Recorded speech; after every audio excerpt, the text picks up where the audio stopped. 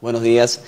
Buenos días con todos. Ya aquí en el set contamos con la presencia de la señora ministra María Abraham Pérez, quien ha tenido la gentileza de comparecer presencialmente, estar con nosotros aquí en el set, para responder unas preguntas que realmente creo que toda la colectividad, sobre todo la ciudadanía guayaquileña, se realiza desde el día lunes, ¿no? El día lunes vimos un hecho que nos llamó mucho la atención a todos quienes conocemos también el accionar y el ámbito de las competencias de cada una de las entidades, ¿no? El Ministerio de Educación, quien es el responsable de las políticas de educación, y la intromisión, se podría decir de esa forma, del municipio al clausurar escuelas y colegios que permitían que estudiantes de manera optativa puedan recibir clases presenciales.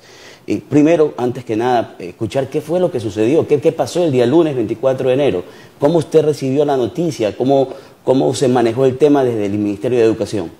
Bueno, Fernando, buenos días a todos quienes nos están siguiendo en este momento. Fue lamentable que, como tú dices, la entidad municipal, en este caso a través del COE cantonal, haya tomado una decisión respecto a un tema que no está dentro del ámbito de sus competencias.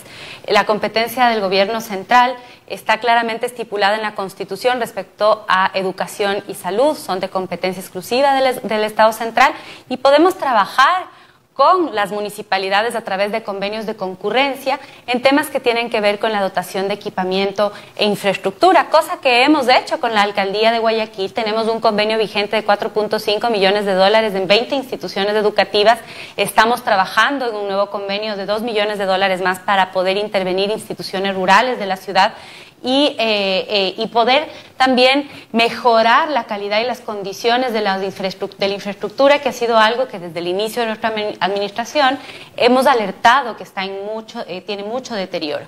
Pero el COE ha tomado una decisión de retomar la presencialidad sobre la base de los informes epidemiológicos emitidos por el Ministerio de Salud. La mesa 2 del COE, que está liderada por el Ministerio de Salud Pública, hace una evaluación semanal y con esta variante, que es una variante de rápida evolución, la variante Omicron tiene un contagio más corto, un periodo más corto también en el que se recuperan las personas que se infectan y por lo tanto requiere de una revisión rápida, constante, y priorizar la garantía del derecho humano a la educación ha sido la postura del presidente Guillermo Lasso, es la postura del COE nacional, puesto que un derecho como la educación no puede ser subsidiario de otros. Y ahora que tenemos indicadores que claramente muestran que la escuela es un lugar seguro, más allá de que existan otros desafíos, Fernando, que hay que reconocerlos, pero es un lugar seguro, es un lugar en donde hemos tenido una experiencia desde el 7 de junio muy positiva, con bajos índices de contagios. No hemos tenido contagios que se hayan iniciado dentro de las instituciones educativas. Los niños han sido una población que porcentualmente también tienen menos riesgo de contagio que la población adulta. Vemos que la transmisibilidad del virus incrementa principalmente en la población económicamente activa, de 20 a 49 años, y esto ha sido expuesto varias veces por el Ministerio de Educación, y en esta última semana además han podido comparecer y entregar sus criterios técnicos organismos como UNICEF, como UNESCO, como la Organización de Estados Iberoamericanos, que también sustentan que esto debe ser garantizado.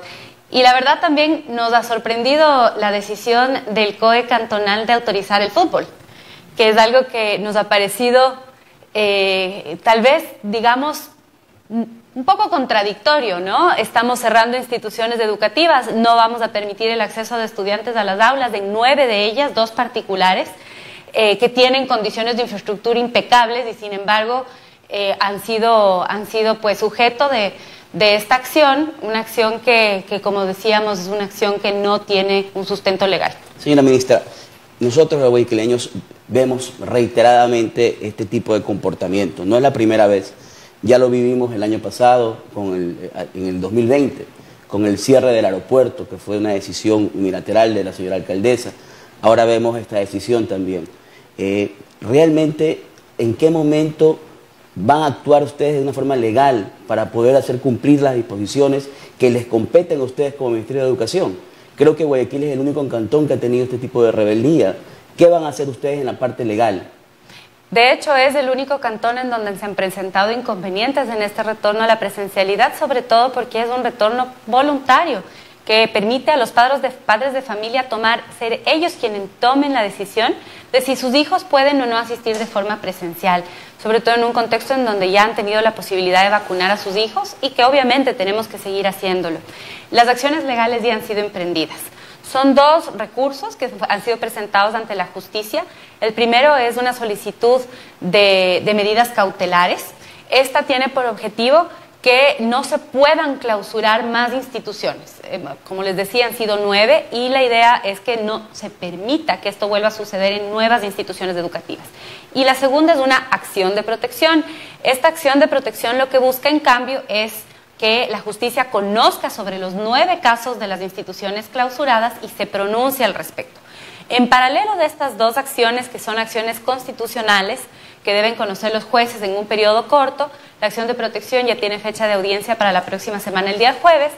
Tenemos las acciones administrativas.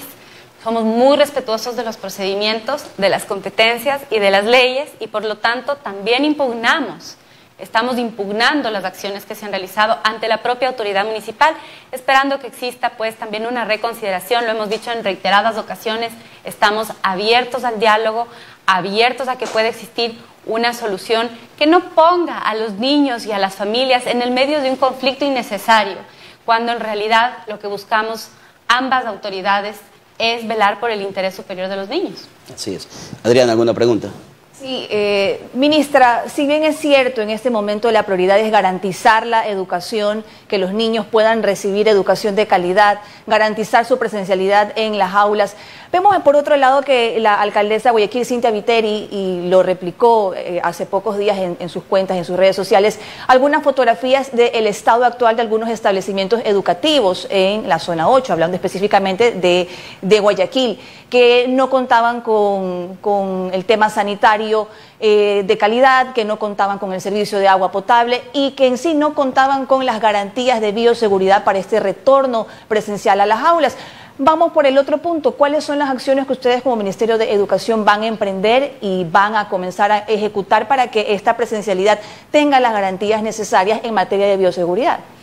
Muy importante esto que acabas de mencionar. Primero, las instituciones pasan por un proceso de aprobación del plan de continuidad educativa. Este es una solicitud que realizan las familias junto a las autoridades de la institución.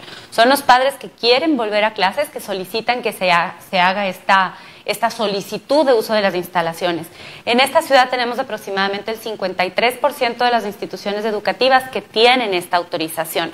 Ahora bien, una vez que la institución recibe la inspección, puede autorizarse el uso de todo el predio o puede autorizarse el uso parcial de ese predio, considerando que no todas las instituciones están en óptimas condiciones, como lo habíamos dicho. Las fotos circuladas eran de una institución educativa a la cual pudimos asistir conjuntamente en el marco de este convenio que tenemos. Estas fueron tomadas hace varios meses ya. Ventajosamente ya hemos podido mejorar las condiciones de esa infraestructura. Se trata del Colegio Autónoma Semena, que todavía tiene muchos desafíos, pero que definitivamente ya no están en el estado que esa foto mostraba.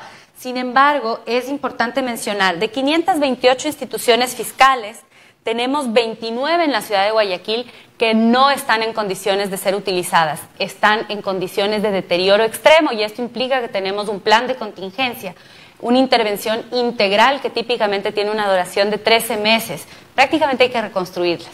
Esto es producto de muchos años de falta de intervención, de falta de presupuesto destinado al mantenimiento integral, pero también al mantenimiento preventivo. Como en estos días ustedes pueden ver, la costa tiene el desafío además climático. Más allá de la falta de inversión, tenemos la época de lluvia que genera también un deterioro a la infraestructura educativa.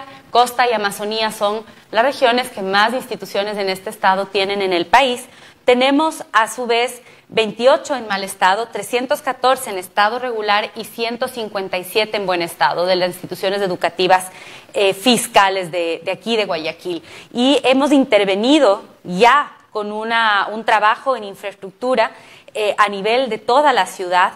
Hemos realizado una inversión y entrega también de uniformes, textos, de alimentación escolar por más de 17 millones de dólares. Estamos terminando la unidad educativa Samanes. Si ustedes han visitado Samanes, es una institución de gran tamaño, puede albergar a 1.114 estudiantes y estamos culminando esa obra que estaba abandonada con una inversión que supera los $2 millones, pero este es un plan progresivo, no podemos esperar que de la noche a la mañana todos los problemas de la infraestructura se solucionen, pero sí esperamos la colaboración de los gobiernos autónomos descentralizados en el marco de sus competencias, los accesos, los caminos que conducen a las instituciones, la dotación de agua, el alcantarillado, el agua potable, son de competencia de las municipalidades y es con ellos con quienes trabajamos para que prioricen las instituciones educativas, para que éstas tengan esas condiciones y que de manera conjunta, comunidad, gobiernos locales y gobierno central, podamos trabajar y mejorar la educación, que es una prioridad para todos nosotros.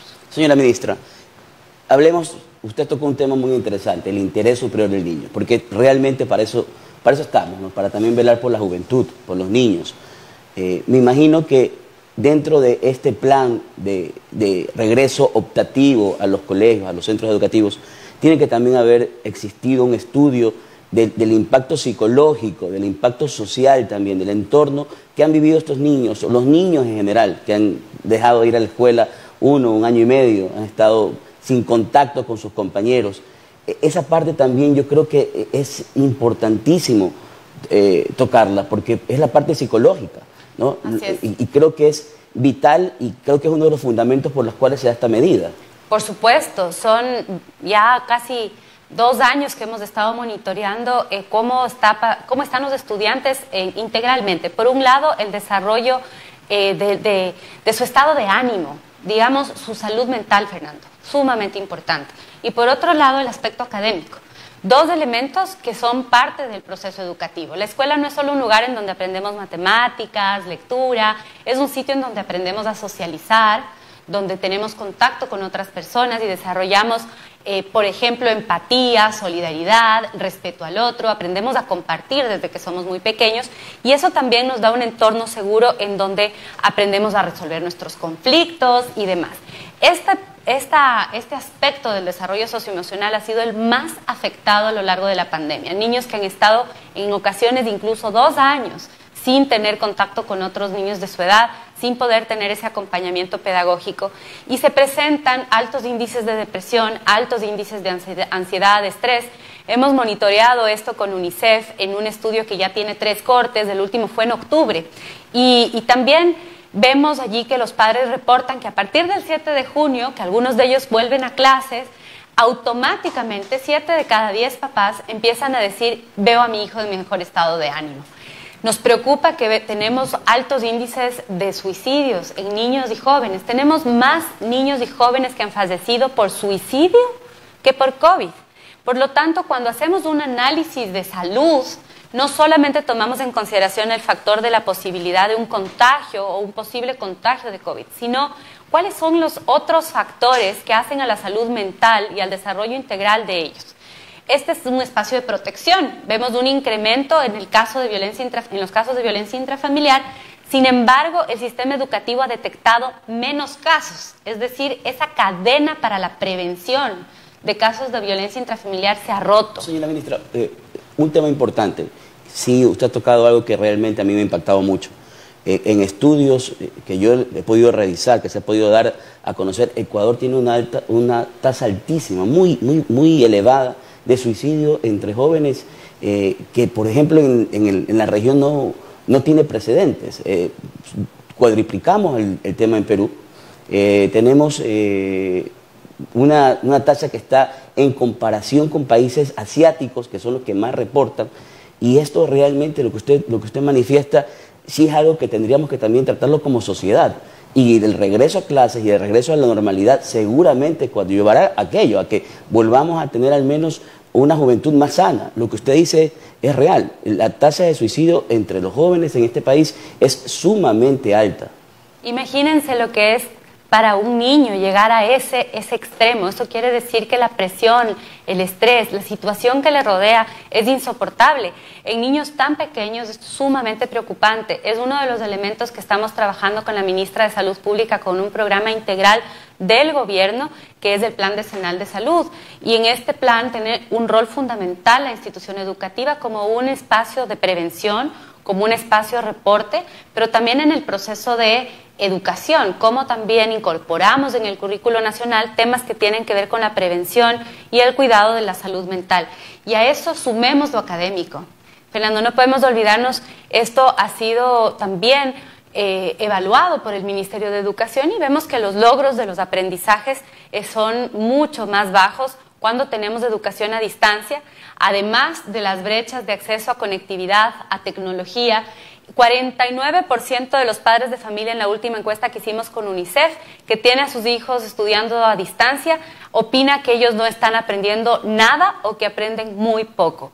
Las mismas familias nos han pedido en estas encuestas retornar a la presencialidad, porque las familias pueden ver que sus hijos no están tan contentos como podrían, no están aprendiendo todo lo que podrían, y ellos ya están trabajando, los adultos estamos saliendo, los restaurantes están abiertos, con aforos reducidos, con medidas de bioseguridad, pero tenemos una vida relativamente normal. ¿Por qué entonces esperamos que nuestros niños sean los últimos a volver a la normalidad, cuando en realidad deberían ser los primeros, y cuando nosotros tenemos la posibilidad de socializar?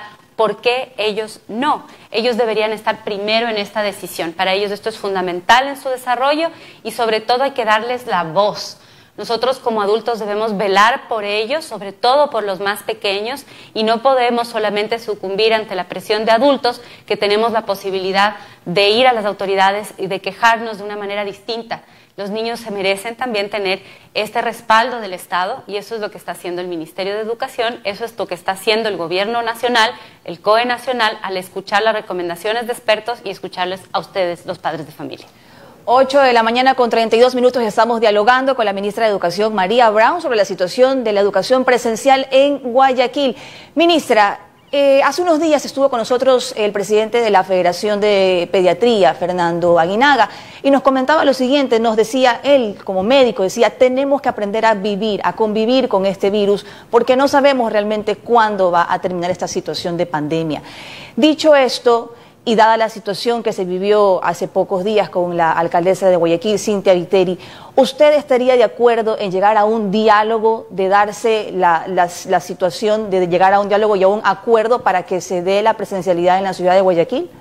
Bueno, ya se está dando la presencialidad en la ciudad de Guayaquil. Se han presentado inconvenientes en 9 instituciones educativas, pero las demás están funcionando. Más bien, aprovecho esta oportunidad para invitarles a ustedes, ciudadanos, a los padres de familia, a que puedan verificar cuál es el plan de continuidad educativa de su institución, a llevar a sus hijos a las clases presenciales y sumarse a esta iniciativa del retorno progresivo a la presencialidad, toda vez que además el año lectivo culmina el 11 de marzo. Todavía tenemos algunos días de clases en donde podemos darles a ellos la posibilidad de culminar este proceso con un encuentro presencial, con juego, con espacios de alegría. Lo reitero, lo dije al inicio de la entrevista, nosotros siempre hemos estado abiertos al diálogo, jamás se han cerrado las puertas para el diálogo, no solamente por parte del Ministerio, sino del señor gobernador, del señor presidente, de los demás ministros de Estados, inclusive del COE Nacional.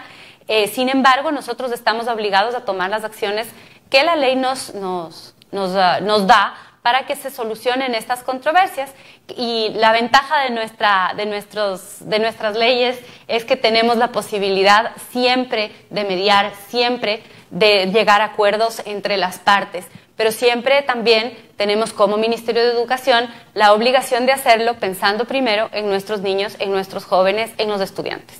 Gracias a la ministra María Brown, ministra de Educación, que nos acompañó en esta mañana, al abogado Fernando Rosero Rode también por estar en esta entrevista en esta mañana. Hacemos una breve pausa, usted continúe aquí en La Clave.